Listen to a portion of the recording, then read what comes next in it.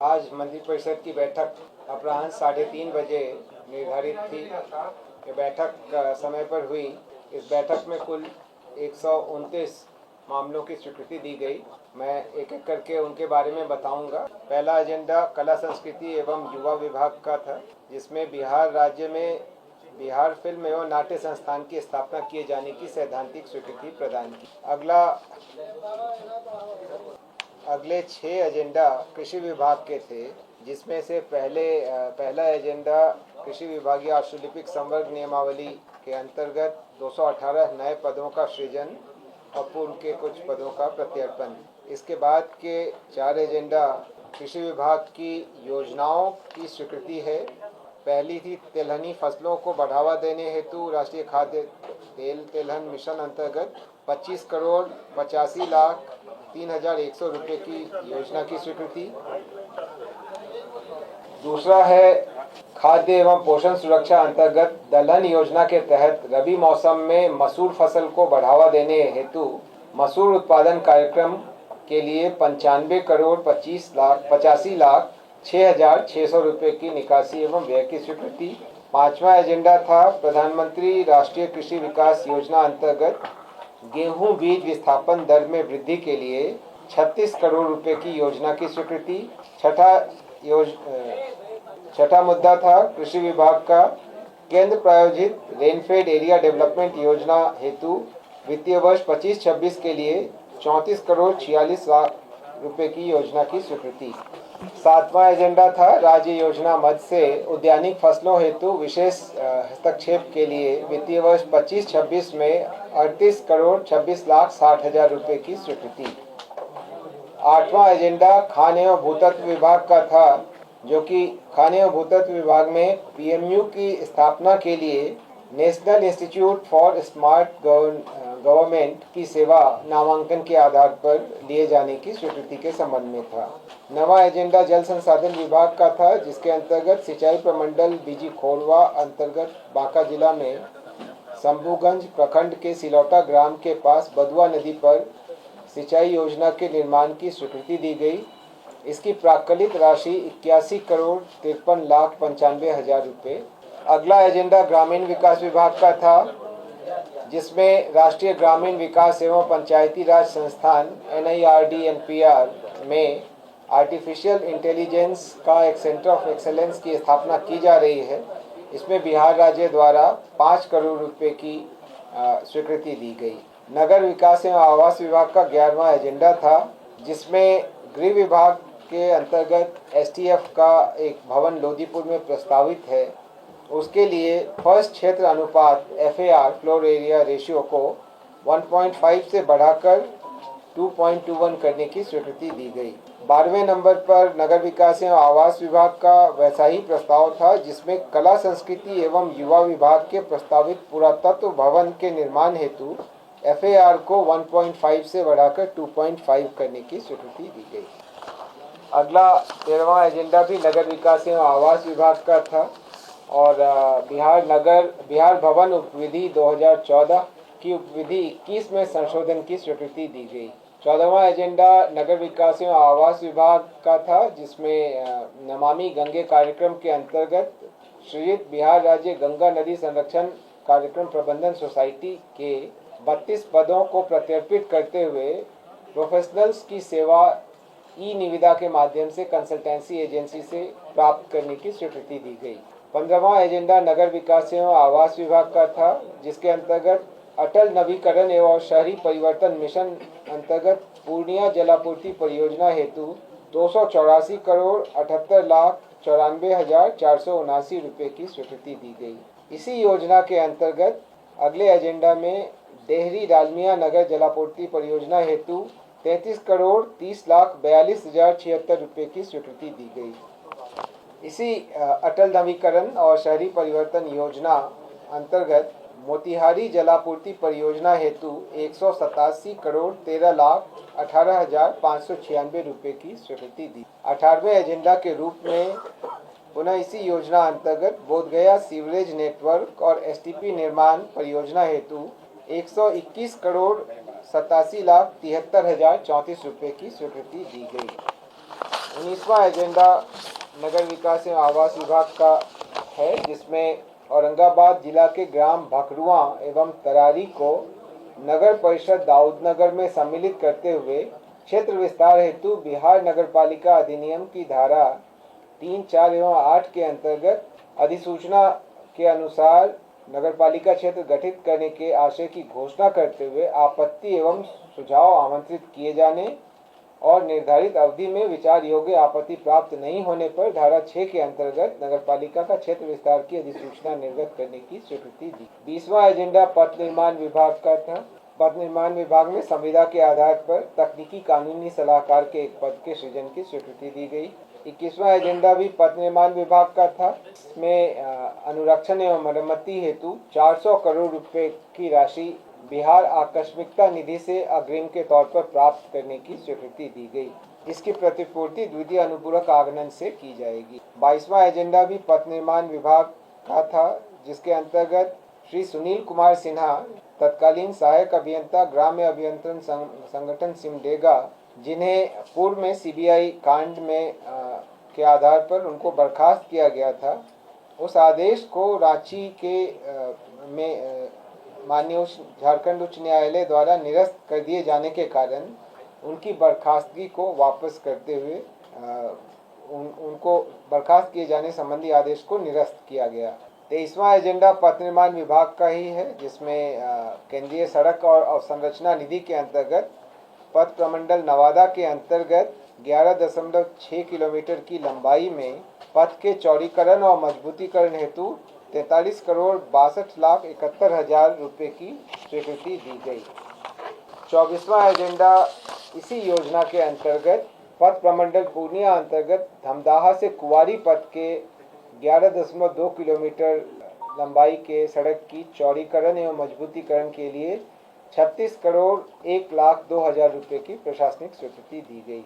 क्रमांक 25 पर पथ निर्माण विभाग द्वारा इसी योजना अंतर्गत बक्सर प्रमंडल के अंतर्गत चौसा गोला से कोचस पथ के चेनेज 0 से 22 यानी कुल 22 किलोमीटर लंबाई के अंतर्गत मजबूतीकरण कार्य हेतु 112 करोड़ 58 लाख 28 हजार रुपये की स्वीकृति दी गई। इसी योजना के अंतर्गत 26वें एजेंडा में भागलपुर के अंतर्गत भागलपुर हसदिया पथ लोहिया ब्रिज से NH 80 बाईपास कुल लंबाई 3.7 किलोमीटर में 4 लेन निर्माण कार्य हेतु 50 करोड़ 17 लाख 38 हजार रुपये की स्वीकृति दी गई। 27वां एजेंडा भी पथ निर्माण विभाग का है और यही केंद्रीय सड़क एवं अवसंरचना निधि अंतर्गत पथ प्रमंडल मोतिहारी के अंतर्गत नरीर गिर चंपापुर आदापुर पथ के किलोमीटर 0 से 6.95 एवं किलोमीटर 6.95 से 15 किलोमीटर तक चौड़ीकरण और मजबूतीकरण कार्य हेतु 57 करोड़ 41 लाख 13 हजार रुपये की स्वीकृति दी गई। इसी योजना अंतर्गत पथ प्रमंडल छपरा के अंतर्गत दिगवारा भेल्दी अमनौर तरैया से सिमरी बांध के किलोमीटर 42 से 54 तक के चौड़ीकरण और मजबूतीकरण हेतु 48 करोड़ 68 लाख 51 हजार की स्वीकृति दी गई। इसी योजना के अंतर्गत पथ प्रमंडल मधुबनी अंतर्गत राजनगर मोतीपुर खैरा पथ के 12.5 किलोमीटर लंबाई में चौड़ीकरण एवं मजबूतीकरण कार्य हेतु 73 करोड़ 37 लाख 73 हजार रुपये की स्वीकृति दी। पथ निर्माण विभाग के अंतर्गत ही इसी योजना के अंतर्गत पथ प्रमंडल अररिया में जयनगर से घुरना वाया नरपतगंज कुल लंबाई 35.77 किलोमीटर में चौड़ीकरण और मजबूतीकरण हेतु 139 करोड़ 7 लाख 54 हजार 270 रुपये की स्वीकृति दी गई। अगली दो योजनाएं भी इसी पथ निर्माण विभाग की इन्हीं योजनाओं के अंतर्गत है, जिसमें भागलपुर अगरपुर कोतवाली पेव्ड शोल्डर चेनेज 0 से 17.75 सहित 2 लेन पथ का चौड़ीकरण एवं मजबूतीकरण हेतु 114 करोड़ 2 लाख 40 हजार की स्वीकृति दी गई तथा अगली योजना में केंद्रीय सड़क एवं अवसंरचना निधि अंतर्गत पथ प्रमंडल ढाका के अंतर्गत गांधी चौक से लौखान पथ के 12 किलोमीटर लंबाई में चौड़ीकरण एवं मजबूतीकरण कार्य हेतु 52 करोड़ 60 लाख 95 हजार रुपये की स्वीकृति। अगला एजेंडा पर्यटन विभाग का था, जिसमें क्रमांक 33 पर पटना में बांकीपुर बस स्टैंड परिसर की भूमि पर जन निजी भागीदारी पीपीपी के माध्यम से 5 सितारा होटल के निर्माण हेतु आधारभूत संरचना विकास प्राधिकार द्वारा अनुमोदित रियायती इकरारनामा दस्तावेज के आधार पर सफल निविदाकर्ता को लेटर ऑफ अवार्ड निर्गत करने की स्वीकृति दी गई। क्या किस पर्यटन का कह रहे हैं या ये रियायती इकरारनामा दस्तावेज में जो शर्त हैं उसके बारे में इसमें जिक्र है। इसका कुल रकबा 3.24 एकड़ है, जिसका पंजीकृत मूल्य 68 करोड़ 4 लाख रुपए है। इस पर 9.5% की दर से ब्याज की गणना की जाएगी और 11 वर्षों में दस्तावेज की शर्तों के अनुरूप इसका भुगतान निवेशक द्वारा किया जाएगा। और वार्षिक अनुज्ञप्ति प्रीमियम ये वार्षिक 18 करोड़ 60 लाख रुपए एवं रियायती इकरारनामा दस्तावेज की शर्तों के अनुरूप ईयरली लाइसेंस प्रीमियम के रूप में वार्षिक तौर पर किया जाएगा। ये होटल के वाणिज्यिक परिचालन प्रारंभ होने की तिथि अथवा इकरारनामा पर हस्ताक्षर होने की तिथि से 5 वर्ष पूरा होने की तिथि, इसमें जो भी पहले हो उसके बाद से देना होगा। ये चूँकि विभाग इसमें ज़्यादा विस्तार से बता सकता है। आप अगर विवरण चाहेंगे तो मैं विभाग से अनुरोध करूंगा कि इस पर एक अलग से प्रेस नोट रिलीज करें, तो नोट कर लीजिए। पर्यटन विभाग ने ही अगला एजेंडा प्रस्तुत किया था, जिसमें काशी विश्वनाथ कॉरिडोर वाराणसी की तर्ज पर विष्णुपद मंदिर गयाजी क्षेत्र के समग्र विकास हेतु प्रिंसिपल कंसल्टेंट के रूप में HPC design planning and management private limited Ahmedabad का नामांकन के आधार पर चयन करने की स्वीकृति दी गई। अगला एजेंडा पंचायती राज विभाग का था, जिसमें पंचायत उप निर्वाचन के अवधि 25 मई 2025 को मतदान केंद्रों पर वेब कास्टिंग, स्ट्रीमिंग और फेशियल रिकॉग्निशन प्रणाली का उपयोग किया गया था कि घटनोत्तर स्वीकृति दी गई। इस पर 1,88,69,530 रुपये खर्च हुए थे। अगला एजेंडा बिहार उत्पाद मद्य निषेध उत्पाद एवं निबंधन विभाग का था, जिसमें बिहार उत्पाद रसायन परीक्षक संवर्ग में प्रोन्नति के 3 और मुख्य उत्पाद रसायन परीक्षक का 1, इस प्रकार कुल 4 पदों के सृजन की स्वीकृति दी गई। क्रमांक 37 पर समाज कल्याण विभाग की योजना थी, जिसमें केंद्र प्रायोजित मिशन शक्ति योजना के अंतर्गत समाहित करते हुए अल्पावास गृह को 20 करोड़ 20,82,000 रुपये के वार्षिक व्यय पर संचालन की स्वीकृति दी गई। सामाजिक सुरक्षा पेंशन योजना के पेंशनधारियों का आधार आधारित जीवन प्रमाणीकरण हेतु नामांकन के आधार पर common service centre e governance services India limited के नामांकन के आधार पर चयन की स्वीकृति अगले एजेंडा में दी गई। 39वां एजेंडा स्वास्थ्य विभाग का था, जिसमें राज्य के शहरी क्षेत्रों में टीकाकरण अभियान के लिए आउटरीच सेशंस और आदर्श प्रतिरक्षण केंद्रों पर कार्य करने वाले कर्मियों के लिए 11,500 पर से बढ़ाकर उनका मानदेय 15,000 किए जाने तथा 5% वार्षिक मानदेय वृद्धि का लाभ दिए जाने की स्वीकृति दी गई। स्वास्थ्य विभाग के अगले एजेंडा में अखिल भारतीय सेवा के सेवानिवृत्त पदाधिकारियों के संबंध में पूर्व में निर्गत संकल्प में कुछ संशोधन किए गए। स्वास्थ्य विभाग द्वारा 41वां एजेंडा था, जिसमें राज्य के चिकित्सा महाविद्यालयों में PG डिप्लोमा उत्तीर्ण चिकित्सकों को राज्य में 3 वर्षों की अनिवार्य सेवा प्रदान करने हेतु लागू बंध पत्र जो बॉन्ड की व्यवस्था है उसमें संशोधन किया गया। इसमें संशोधन निम्न किए गए हैं। पहला तो बॉन्ड की अवधि को 3 वर्ष से घटा करके 2 वर्ष कर दिया गया। दूसरा है कि अगर अनिवार्य बॉन्ड की जो सेवा है वो नहीं करते हैं तो उनको उनके कार्य के एवज में जो भुगतान की गई राशि है उसकी वसूली नहीं की जाएगी, लेकिन बॉन्ड की जो राशि है उसकी वसूली नियमानुसार की जाएगी। अनधिकृत अवधि किसी कारण से मान लीजिए वो अनुपस्थित हो जाते हैं तो 2 बार बॉन्ड अवधि के विस्तार का अवसर प्रदान किया जाएगा। पहले इसका प्रावधान नहीं था। बॉन्ड अवधि की गणना विभाग में योगदान की तिथि से की जाएगी। पहले इस पर क्लैरिटी नहीं थी। कई बार विभाग में योगदान देने से पदस्थापन के बीच थोड़ा फासला हो जाता है। इसी तरीके से और भी इसमें कई प्रावधान किए गए हैं। और इसमें एक और महत्वपूर्ण बिंदु जो है वो ये है कि बिहार सरकार द्वारा वित्त पोषित या भारत सरकार द्वारा संचालित चिकित्सा संस्थान जैसे एम्स, IGMS, PGI या अन्य विशिष्ट महत्वपूर्ण चिकित्सा संस्थानों में सीनियर रेजिडेंट ट्यूटर के टेन्योर अवधि के लिए अति आवश्यक समझे जाने पर अनापत्ति प्रमाण पत्र इस शर्त के साथ दी जा सकेगी कि टेन्योर अवधि पूरी हो जाएगी तो उसके बाद आकर के वो इस अपना बॉन्ड आधारित सेवा पूरा करेगी और इसके बारे में विभाग इस पर निर्णय लेगा। अभ्यर्थी इसमें कोई दावा नहीं कर सकेगा। लेकिन ये भी एक महत्वपूर्ण बिंदु रहता था कि जब वो यहाँ कार्य कर रहे हों, इसी बीच में किसी का एम्स वगैरह में हो गया लेकिन बॉन्ड के कारण वो नहीं जा पाते, तो ये सब इसमें कई महत्वपूर्ण परिवर्तन किए गए। शिक्षा विभाग का अगला एजेंडा था जिसमें छात्रवृत्ति की दरों में वृद्धि के कारण 99 करोड़ 21 लाख 24 हजार रुपये की स्वीकृति दी गई। छात्रवृत्ति 1800 से बढ़ाकर 3600 वार्षिक पुनर्निर्धारित की गई। ये आगामी वर्षों के लिए है। ये जो अभी मैंने आपको बताया ये 9वीं और 10वीं के सामान्य कोटि के छात्र छात्रा के लिए था। अगला जो है एजेंडा वो कक्षा 1 से 8 तक के छात्र छात्राओं के लिए है और कक्षा 1 से 4 तक के लिए 600 से बढ़ा के 1200 और 5 से 8 तक 1200 से बढ़ा के 2400 और 5 से 6 तक और 7 से 8 तक 1800 को बढ़ा के 3600 किया गया, जिस पर 300 करोड़ रुपए की अतिरिक्त व्यय की स्वीकृति दी गई। राजस्व एवं भूमि सुधार विभाग का अगला एजेंडा था जिसमें बिहार विशेष सशस्त्र पुलिस 17 बोधगया की अधिष्ठापन हेतु भूमि के हस्तांतरण गृह विभाग को हस्तांतरण की स्वीकृति दी गई।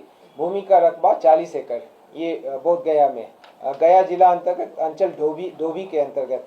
राजस्व एवं भूमि सुधार विभाग का ही अगला एजेंडा था जिसमें कैमूर जिला अंतर्गत राजकीय चिकित्सा महाविद्यालय के निर्माण हेतु कृषि विभाग की भूमि देने की स्वीकृति दी गई और उतनी ही समतुल्य भूमि कृषि विभाग को हस्तांतरित करने की स्वीकृति दी गई। राजस्व एवं भूमि सुधार विभाग का ही अगला एजेंडा था जिसमें पटना मेट्रो रेल परियोजना के लिए 1.23 एकड़ असर्वेक्षित भूमि की स्वीकृति दी गई। 47वां एजेंडा भी दुजरा सदर अंचल मौजा दुजरा।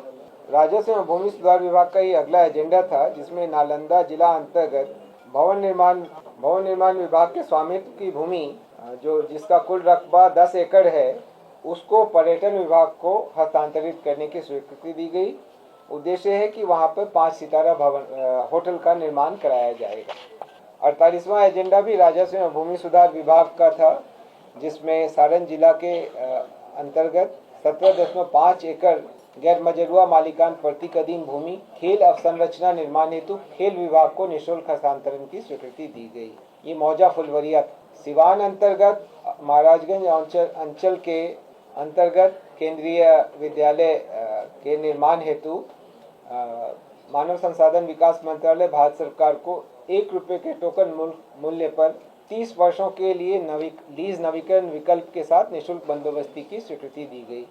अब वहाँ सेंट्रल स्कूल का बिल्डिंग बनेगा। पर्यावरण एवं वन जलवायु परिवर्तन विभाग का अगला मुद्दा था जिसमें बिहार वानिकी महाविद्यालय एवं शोध संस्थान मुंगेर के स्थायी स्थापना हेतु पूर्व से सृजित 204 पदों में से 145 पदों को प्रत्यर्पित किया गया तथा 26 अतिरिक्त पदों के सृजन की स्वीकृति दी गई। अगले 4 एजेंडा भी पर्यावरण वन एवं जलवायु परिवर्तन विभाग के ही हैं जिसमें विभाग अंतर्गत 1491 अतिरिक्त पदों के सृजन की स्वीकृति दी गई। राष्ट्रीय डॉल्फिन शोध केंद्र के सुचारू संचालन हेतु 45 पदों के सृजन की स्वीकृति दी गई। संजय गांधी जैविक उद्यान के लिए 172 अतिरिक्त पदों के सृजन की स्वीकृति दी गई।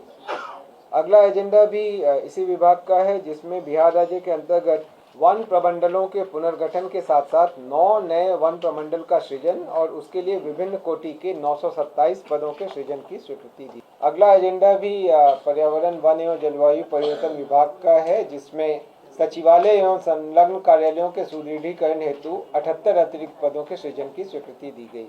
पर्यावरण वन एवं जलवायु परिवर्तन विभाग का ही अगला एजेंडा है जिसमें बिहार कास्ट आधारित उद्योग स्थापना एवं विनियमन अधिनियम को कार्यान्वित करने हेतु बिहार कास्ट आधारित उद्योग स्थापना एवं विनियमन नियमावली 2025 की स्वीकृति दी गई। कृषि विभाग द्वारा लखीसराय में कृषि उत्पादन बाजार समिति लखीसराय के बाजार प्रांगण के आधुनिकीकरण एवं विकास हेतु 41 करोड़ 71 लाख 3 हजार रुपये की लागत पर स्वीकृति दी गई। तत्काल वर्तमान वर्ष में इस पर 10 करोड़ रुपए की निकासी एवं व्यय की स्वीकृति। पर्यटन विभाग का अगला एजेंडा था, जिसमें बेगूसराय जिला अंतर्गत सिमरिया धाम के फेज 1 के तहत बृहद एवं समग्र विकास करने हेतु 64,77,04,000 रुपए की योजना की प्रशासनिक स्वीकृति दी गई। अगला एजेंडा पथ निर्माण विभाग का है, जिसमें पथ प्रमंडल मुंगेर अंतर्गत लखनपुर पानी टंकी से सरौन, मकवा, नौटोलिया, मुजफ्फरगंज होते हुए पथ के चौड़ीकरण और मजबूतीकरण हेतु 58 करोड़ 1 लाख रुपए की अनुमानित लागत पर स्वीकृति दी गई। इसमें इलेक्ट्रिक यूटिलिटी शिफ्टिंग का कार्य भी सम्मिलित है। अगला एजेंडा जल संसाधन विभाग का है। सिंचाई प्रमंडल वीरपुर अंतर्गत पूर्वी कोशी नहर प्रणाली के पुनर्स्थापन कार्य के लिए 52 करोड़ 35,59,000 की प्रशासनिक व्यय की स्वीकृति दी गई। अगला एजेंडा योजना एवं विकास विभाग का है, जिसके अंतर्गत राज्य सरकार के 7 निश्चय कार्यक्रम अंतर्गत पूर्व से संचालित मुख्यमंत्री निश्चय स्वयं सहायता भत्ता योजना में संशोधन की स्वीकृति दी गई। समाज कल्याण विभाग का अगला एजेंडा था, जिसमें मुख्यमंत्री दिव्यांगजन सशक्तिकरण छत्र योजना संबल के अंतर्गत आंशिक संशोधन किया गया है। इसके लिए 8 करोड़ 11,57,170 रुपए के अतिरिक्त व्यय की स्वीकृति दी गई। अगला एजेंडा विधि विभाग का है, जिसमें बिहार राज्य के अधिवक्ताओं के कल्याण हेतु समग्र नीति की स्वीकृति दी गई। इस नीति के तहत जो मुख्य बिंदु है वो ये है कि राज्य के अधिवक्ताओं को 1 जनवरी 24 को या उसके पश्चात नामांकित सभी अधिवक्ताओं को 3 वर्ष तक 5,000 रुपये प्रति माह की दर से स्टाइपेंड देने का प्रावधान किया गया है। अन्य भी इसमें प्रावधान किए गए हैं, जिसका विवरण आपको बाद में हम सर्कुलेट करेंगे। वित्त विभाग द्वारा एमएसपी योजना 2010 को निरसित करते हुए रूपांतरित सुनिश्चित वृत्ति उन्नयन योजना नियमावली 2025 लागू की गई है, जो कि 1/1/2009 के प्रभाव से लागू। गृह विभाग द्वारा अगला एजेंडा था, जिसमें केंद्र सरकार की असंप योजना है, पुलिस आधुनिकीकरण के लिए योजना है। इस पर कुल 50 करोड़ 63 लाख की वार्षिक योजना की स्वीकृति तथा 15 करोड़ 28 लाख की पूरक योजना की स्वीकृति दी गई। गृह विभाग का ही अगला एजेंडा है, जिसमें 15वें वित्त आयोग की अनुशंसा पर राष्ट्रीय आपदा प्रतिक्रिया कोष से प्राप्त 340 करोड़ 90 लाख रुपए की अग्निशमन से संबंधित योजनाओं की स्वीकृति दी गई। गृह विभाग का ही अगला एजेंडा है, जिसमें ERSS जो डायल 112 है उसके अंतर्गत नए सर्वर के क्रय हेतु नामांकन के आधार पर या एकल स्रोत से अधिप्राप्ति की स्वीकृति दी गई। निर्वाचन विभाग का अगला एजेंडा था, जिसमें निर्वाचक निबंधन पदाधिकारी एवं सहायक निर्वाचक निबंधन पदाधिकारी का वार्षिक मानदेय निर्धारित किए जाने के कारण 122 करोड़ रुपए की बिहार आकस्मिकता निधि से अग्रिम की स्वीकृति दी गई। सामान्य प्रशासन विभाग का अगला एजेंडा था, जिसमें बिहार पदों एवं सेवाओं की रिक्तियों में आरक्षण अधिनियम 91 की पिछड़े वर्गों की सूची के क्रमांक 20 पर दर्ज कलवार एवं अन्य जातियों की स्थिति स्पष्ट रूप से दर्शाने के संबंध में स्वीकृति दी गई। इसमें कलवार के बाद ब्रैकेट लिखा हुआ था, उस ब्रैकेट को हटाकर कॉमा लगाया गया है। उससे चलते कुछ कंफ्यूजन था। विभाग ने कहा कि इसमें उसको लेकर कंफ्यूजन था, वहाँ कोष्टक नहीं होना चाहिए था, कॉमा ही होना चाहिए। वो जहाँ था वहीं है, सिर्फ कॉमा लगाया गया वहाँ पे उसको स्पष्ट करने के। अगला एजेंडा गृह विभाग का है, जिसमें भारतीय नागरिक सुरक्षा संहिता के अंतर्गत बिहार आपराधिक प्रक्रिया अभिरक्षा एवं संपत्ति का निस्तार नियमावली के गठन की स्वीकृति दी गई है। इसमें धारा 497 के 2 के अंतर्गत किस तरीके से प्रॉपर्टीज जो कि आपराधिक प्रक्रिया में संलग्न व्यक्तियों के रहे हैं उनको कैसे कॉन्फिस्केट किया जाएगा और कैसे उसका निस्तार किया जाएगा, उसकी पूरी प्रक्रिया निर्धारित की गई है। अगला एजेंडा गृह विभाग का ही था, जिसमें साइबर इकाई को आर्थिक अपराध इकाई से अलग करते हुए एक सेपरेट वर्टिकल के रूप में इस्टेब्लिश करने की स्वीकृति दी गई है। पूर्व से जितने भी इसके लिए 23 नए पदों का सृजन किया गया और पूर्व से सृजित 321 पदों को कर्णांकित किया गया और 207 पदों को हस्तांतरित किया गया। ऐसा साइबर अपराध की संख्या को बढ़ती हुई संख्या को देखते हुए यह निर्णय लिया गया। इससे आने वाले समय में साइबर मामलों के निष्पादन में हमें बहुत मदद मिलेगी। अगला एजेंडा गृह विभाग का ही है, जिसमें अग्निशमन सेवाओं में बेहतरी हेतु महानिदेशक अग्निशमन सेवाएं के कार्यालय में 42 पदों के सृजन की स्वीकृति दी गई।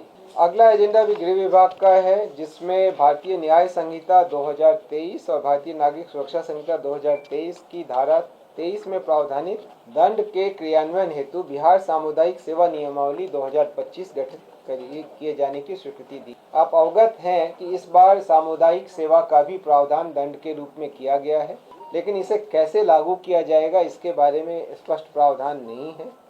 इसके लिए इसका गठन किया गया है। इस नियमावली पर माननीय उच्च न्यायालय की भी सहमति प्राप्त।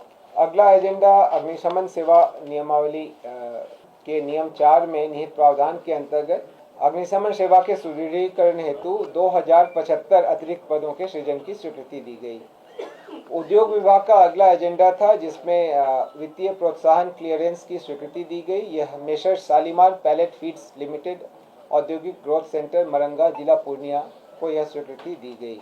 सूचना प्रावैधिकी विभाग द्वारा टीसीएस की सेवा 3 अतिरिक्त महीने के लिए लिए जाने के प्रस्ताव पर घटनोत्तर स्वीकृति दी गई। पटना मेट्रो रेल परियोजना अंतर्गत प्रायोरिटी कॉरिडोर के संचालन हेतु कुल 73 करोड़ 81,21,526 रुपये की स्वीकृति अगले एजेंडा में दी गई। 78वां एजेंडा राजस्व एवं भूमि सुधार विभाग का था, जिसमें भारतीय रेड क्रॉस सोसाइटी पटना के साथ भू की बंदोबस्ती के लिए स्टाम्प शुल्क का वहन राज्य सरकार द्वारा किए जाने की स्वीकृति दी गई। स्टाम्प शुल्क की राशि 1,50,93,750 रुपये। 79वां एजेंडा नगर विकास एवं आवास विभाग का है, जिसमें बिहार नगरपालिका संपत्ति कर प्रोत्साहन ब्याज एवं शास्ति में छूट योजना 2025 की स्वीकृति दी गई। इसमें कई बिंदु हैं इस योजना में, और इससे उम्मीद है कि जो होल्डिंग टैक्स का कलेक्शन या अन्य जो कलेक्शन नगर विकास को करना है उसमें सहूलियत होगी और जितने नागरिक हैं उनको भी लाभ मिलेगा। सूचना जनसंपर्क विभाग द्वारा पटना जिला के शहरी क्षेत्रों में प्रचार प्रसार के लिए आकस्मिकता निधि से 2,57,00,000 की स्वीकृति प्राप्त की गई। अगली एजेंडा में 81वां एजेंडा शिक्षा विभाग का है, जिसमें बिहार स्टूडेंट क्रेडिट कार्ड योजना की मार्गदर्शिका में संशोधन की स्वीकृति दी गई। शिक्षा विभाग का 82वां एजेंडा है, जिसमें इस योजना में जो परिवर्तन किया गया है उसमें महिला, दिव्यांग और ट्रांसजेंडर आवेदकों को 1% सरल ब्याज की दर पर ऋण की राशि उपलब्ध कराई जा रही है।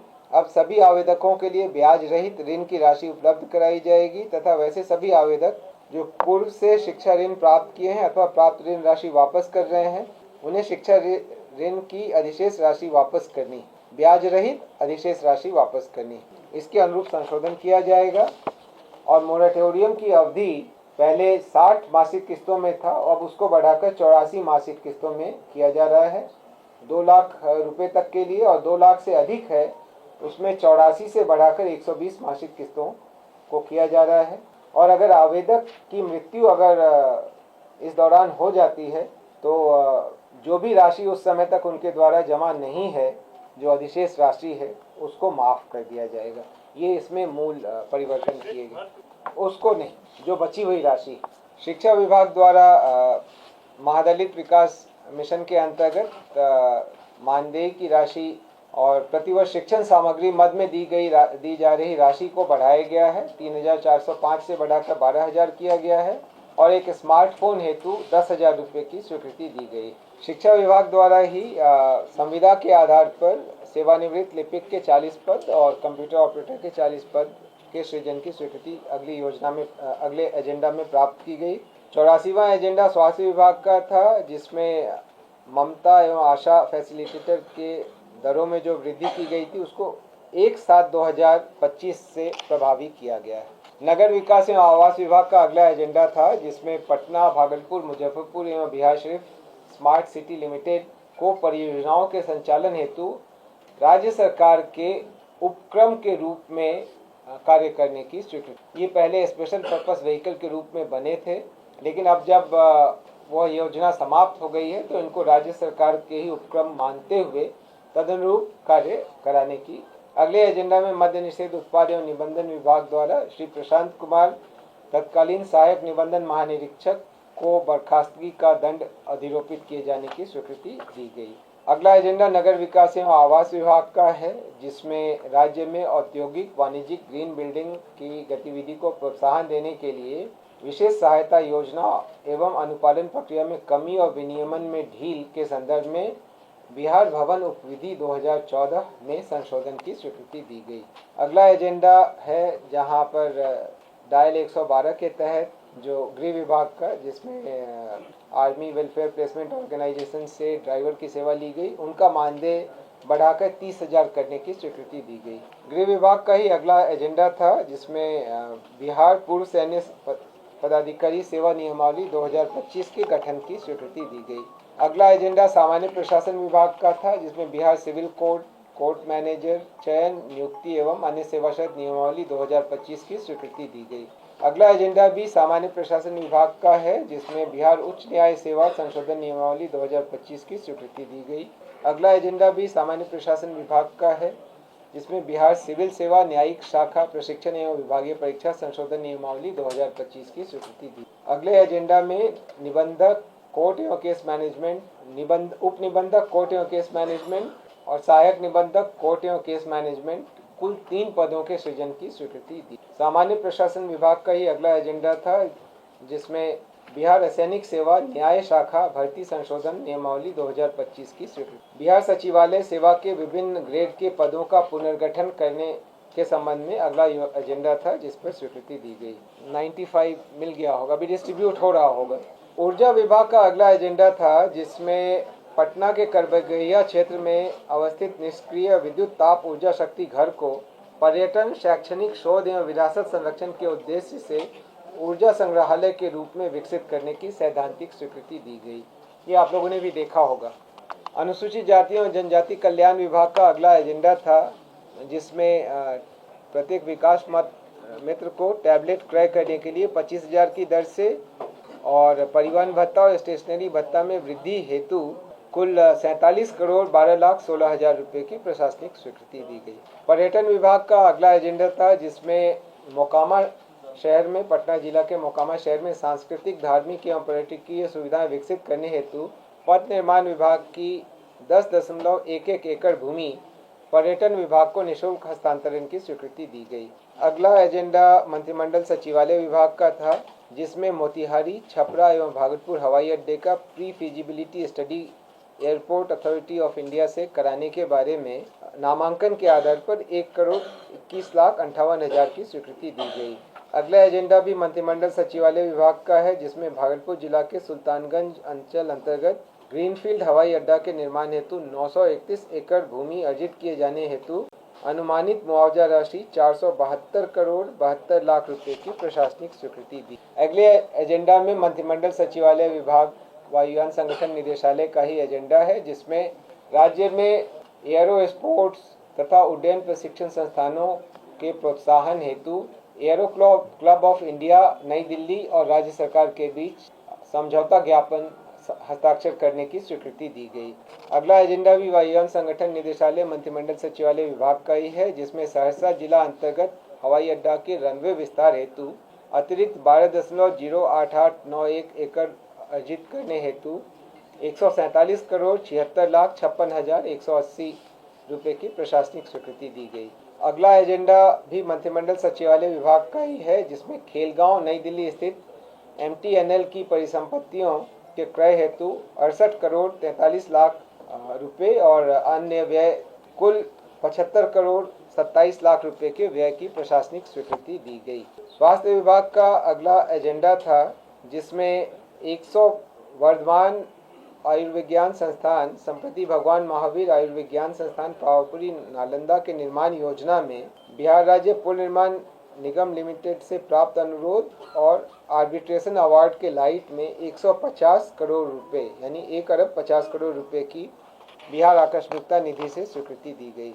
आपदा प्रबंधन विभाग का अगला एजेंडा था, जिसमें राज्य आपदा मोचन बल SDRF में फॉलोअर श्रेणी के पूर्व से स्वीकृत पदों के अतिरिक्त 73 अतिरिक्त पदों के सृजन की स्वीकृति। पशु एवं मत्स्य संसाधन विभाग का अगला एजेंडा था, जिसमें गव्य विकास निदेशालय अंतर्गत कुल 9 जिला में नए जिला गव्य विकास कार्यालय की स्थापना और कुल 72 नए पदों के सृजन की स्वीकृति दी गई, जिस पर अनुमानित व्ययभार 4,47,37,692 रुपये है। पंचायती राज विभाग का अगला एजेंडा था अगले वर्ष होने वाले आम निर्वाचन पंचायत आम निर्वाचन 2026 में ईवीएम मशीन हेतु ECIL को नामांकन के आधार पर 208,27,05,000 रुपये की राशि की स्वीकृति दी गई। कला संस्कृति एवं युवा विभाग का अगला एजेंडा था, जिसमें संग्रहालय निदेशालय तथा अन्य राजकीय संग्रहालयों को सुचारू रूप से चलाने हेतु कुल 139 नए पदों का सृजन एवं पूर्व से सृजित 4 पदों के प्रत्यर्पण की स्वीकृति दी गई। अगला एजेंडा भी कला संस्कृति एवं युवा विभाग का ही है, जिसमें NCC के कैडेटों को शिविर एवं यात्रा के लिए दैनिक भत्ता के दरों में वृद्धि की गई है और उनको AC 3 टायर में यात्रा करने की स्वीकृति दी गई। इस पर 22,51,521 रुपये का अतिरिक्त व्ययभार अनुमानित। ग्रामीण कार्य विभाग का अगला एजेंडा था, जिसमें मुख्यमंत्री ग्रामीण सड़क उन्नयन योजना के अंतर्गत निर्माण कार्य में अतिरिक्त राशि 250 करोड़ रुपए की बिहार आकस्मिकता निधि से अग्रिम की स्वीकृति दी गई है। विज्ञान प्रौद्योगिकी और तकनीकी शिक्षा विभाग का अगला एजेंडा था, जिसमें इंटर्नशिप नीति में संशोधन किए जाने की स्वीकृति दी गई। पहले से इंटर्नशिप नीति में 7वें सेमेस्टर में 8 सप्ताह की इंटर्नशिप अवधि निर्धारित थी, उसको घटाकर 4 से 6 सप्ताह किया गया है। ये AICTE की इंटर्नशिप पॉलिसी के अनुरूप इसको कर दिया गया है। खाद्य एवं उपभोक्ता संरक्षण विभाग का अगला एजेंडा था, जिसमें बिहार राज्य खाद्य एवं असैनिक आपूर्ति निगम को अगले वर्ष 25-26 में खरीफ विपणन के लिए 9600 करोड़ रुपए की राशि विभिन्न वित्तीय संस्थानों से लेने के लिए राजकीय गारंटी प्रदान करने की स्वीकृति। परिवहन विभाग का अगला एजेंडा था, जिसमें महत्वपूर्ण पर्वों में 3 माह तक बसों के परिचालन हेतु निजी बस ऑपरेटर्स को सब्सिडी प्रदान करने की स्वीकृति दी गई। इसके लिए इस वर्ष 37,45,42,000 रुपये का व्यय बिहार आकस्मिकता निधि से अग्रिम प्राप्त कर किए जाना। कृषि विभाग का अगला एजेंडा था, जिसमें जलवायु अनुकूल कृषि कार्यक्रम हेतु 31,25,00,000 की स्वीकृति दी गई और इसी तरीके से केंद्र प्रायोजित PMRKVY के अंतर्गत एग्रीकल्चर मैकेनाइजेशन योजना के कार्यान्वयन हेतु 153,64,00,000 रुपये की स्वीकृति दी गई। सामान्य प्रशासन विभाग का अगला एजेंडा था, जिसमें बिहार प्रशासनिक सेवा नियमावली 2025 के गठन की स्वीकृति दी गई। अगला एजेंडा गृह विभाग का है, जिसमें बिहार राज्य के विधि विज्ञान प्रयोगशाला तथा क्षेत्रीय विधि विज्ञान प्रयोगशालाओं के लिए सहायक निदेशक तथा वरीय वैज्ञानिक की सेवा अस्थायी रूप से संविदा के आधार पर प्राप्त करने की स्वीकृति दी गई। गृह विभाग का ही अगला एजेंडा था, जिसमें लोदीपुर पटना में विशेष कार्य बल के मुख्यालय भवन निर्माण हेतु कुल 63,11,00,000 रुपये की योजना की स्वीकृति दी गई। वित्त विभाग का अगला एजेंडा था, जिसमें सप्तम केंद्रीय पुनरीक्षित वेतन संरचना में वेतन/पेंशन प्राप्त कर रहे राज्य सरकार के सेवकों पेंशन भोगियों को एक साथ 25 से महंगाई भत्ता 55 से बढ़ाकर 58% करने की स्वीकृति दी गई। 120वां एजेंडा है, जिसमें राष्ट्रीय स्वास्थ्य मिशन अंतर्गत सभी संविदागत कर्मियों के मानदेय में राज्य योजना से 10% प्रोत्साहन राशि की स्वीकृति दी गई। निर्वाचन विभाग का अगला एजेंडा था, जिसमें मुख्य निर्वाचन पदाधिकारी बिहार के कार्यालय में कंट्रोल कमांड सेंटर के निर्माण हेतु 9,15,00,000 रुपये की स्वीकृति दी गई। मंत्रिमंडल सचिवालय विभाग का अगला एजेंडा था, जिसमें स्टेट हैंगर में एक्सरे बैगेज इंस्पेक्शन सिस्टम की स्थापना के लिए भारतीय विमानपत्तन प्राधिकरण पटना को नामांकन के आधार पर 1,75,313 रुपये की स्वीकृति दी गई। अगला एजेंडा सामान्य प्रशासन विभाग का था, जिसमें बिहार सचिवालय आशुलिक लिपिक सेवा के विभिन्न ग्रेड के पदों के पुनर्गठन एवं वरीय प्रधान सचिव के पद के सृजन की स्वीकृति दी गई। 124वां एजेंडा भी सामान्य प्रशासन विभाग का है, जिसमें सेवानिवृत्त सरकारी सेवकों को अस्थायी स्थानापन्न कार्यकारी व्यवस्था नियमावली 2023 के अधीन अनुमान्य उच्चतर पदों के वेतनमान का वैचारिक लाभ में अनुमान्य किए जाने की स्वीकृति दी गई। भवन निर्माण विभाग का अगला एजेंडा था, जिसमें आम चुनावों के दौरान माननीय प्रधानमंत्री की सुरक्षा से संबंधित भारत निर्वाचन आयोग के निर्देशानुसार और ब्लू बुक के प्रावधानों के आधार पर सुरक्षा संबंधी तैयारी करने के लिए संवेदकों को सूचीबद्ध कर अथवा स्थानीय प्रचार प्रसार के माध्यम से कार्य कराए जाने की स्वीकृति। अगली एजेंडा पथ निर्माण विभाग का था, जिसमें हाइब्रिड एन्युटी मॉडल परियोजनाओं के लिए MORTH सड़क परिवहन एवं राजमार्ग मंत्रालय भारत सरकार ने जो मॉडल कंसेशन एग्रीमेंट बनाया है, उसके आधार पर विभाग द्वारा तैयार प्रारूप मॉडल बिडिंग डॉक्यूमेंट की स्वीकृति दी गई और इसके विशेष शर्तों को जोड़ने के लिए विभाग को अधिकृत किया गया।